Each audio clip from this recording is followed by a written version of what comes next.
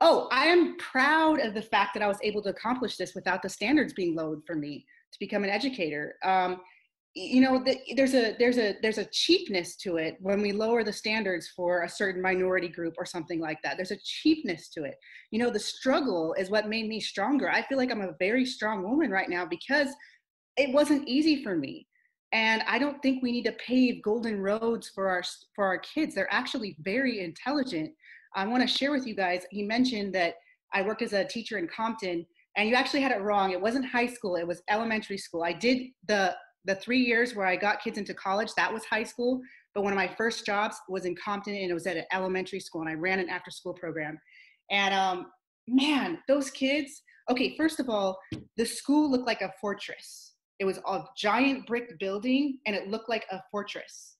And behind it was the projects. So behind the school was the projects. And we would have lockdowns there. So whenever the police would come, sometimes the people would run that they were trying to arrest would run into the school campus, and we would have to lock down the school.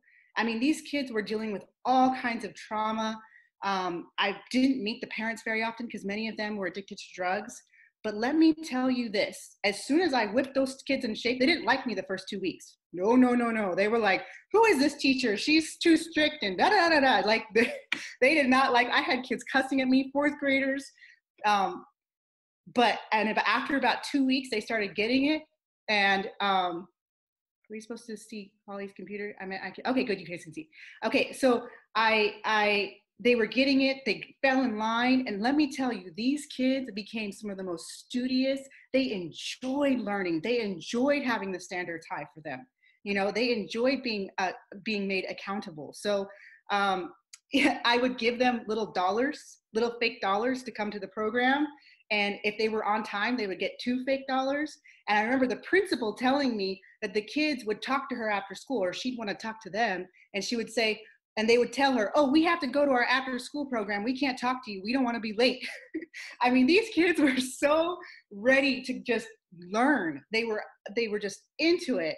So what I don't like about this proposition is it creates an environment where we lower the standard for certain groups when they are totally capable of meeting it.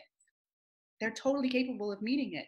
I've seen it over and over and over again. I teach the low readers at my school, and I teach the English language learners. And as soon as they get a teacher that knows how to tap into their mind, knows how to make them grow, they explode, and they love it. They love it.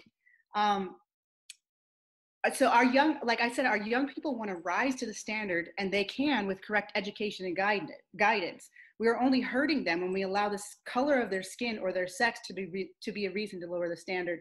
I just wanted to give a real quick little example of just something I thought of the other day, because I really love gymnastics, and I'm really heartbroken that we don't have the Olympics this year. It's my favorite time of the year, the Olympics. I even show it in my classroom, the highlights to my students, because it's always so inspiring, and there's always really inspiring stories of people who came from nothing and got there and got a gold medal, or who ran barefoot in Ethiopia and now they're getting the gold medal. I mean, there's always really great stories in the Olympics. On top of that, watching it is just so riveting.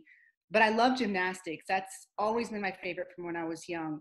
And I was thinking about the other day, and I was like, so what if we did the balance beam? The balance beam is such a tough apparatus in gymnastics. I'm sure you've all seen it. They have to go on a 4-inch beam that's 4 feet high and do backflips on it. I can't even walk across a beam like that. That's pretty amazing what they do. And one of the best gymnasts in the world, she is the best gymnast in the world, is Simone Biles. But let's picture this. Let's say when she gets on to do her routine, they made it 8 inches wide and they put it on the ground. Do you see what that can create? Do you see the kind of resentment that can create when she gets the gold medal? The person in silver and the person in bronze, they're not going to really respect her gold medal. And then in her own heart, she will know that she doesn't truly have that gold medal. And so we can't do this, because what it leads to is a lowering of the standards for certain groups. And that's not what we need in California. That's not how we solve inequality.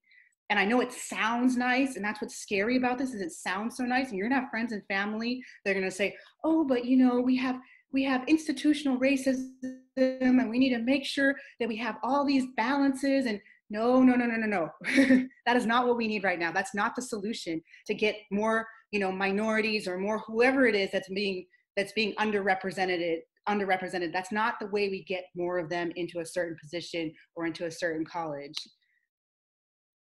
So I just wanted to request all of you, and I don't doubt that you came to this Zoom event and you've already decided to vote no, but I want you all to think of friends and family that could be deceived into voting yes, because it is a deception. And people really, they're really capitalizing on people's emotions right now. Everyone's highly emotional. So they're going to read it and they're going to say, oh, that sounds nice. We need to do that. We need to help these, you know, minorities get these better jobs and blah, blah, blah. No, no, no, no, no, no. That is a deception. It actually does not help them. And so I want you all to commit to sharing why you think they should vote no.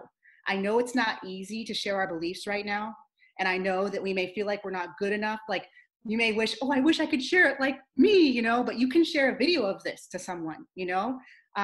So I want you to think about who you're going to try and convince to vote no on Prop 16, because it can't just be us that are passionate about it. We got to get those people that are on the fence, that are undecided, or maybe haven't researched it well. And we all have friends and family that we can think of to do that. So I'm actually going to give you like 30 seconds to just say, I'm going to tell and type it in the chat.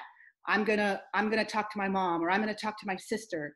Go ahead and type it in the chat. Make your commitment on who you're gonna talk to right now about this tomorrow, even while it's still fresh in your mind, someone that you can convince to vote no, because that's what we need. We don't just need people that are already convicted on it to vote yes. We need those that are already convicted on it to convince their friends and family to also vote no.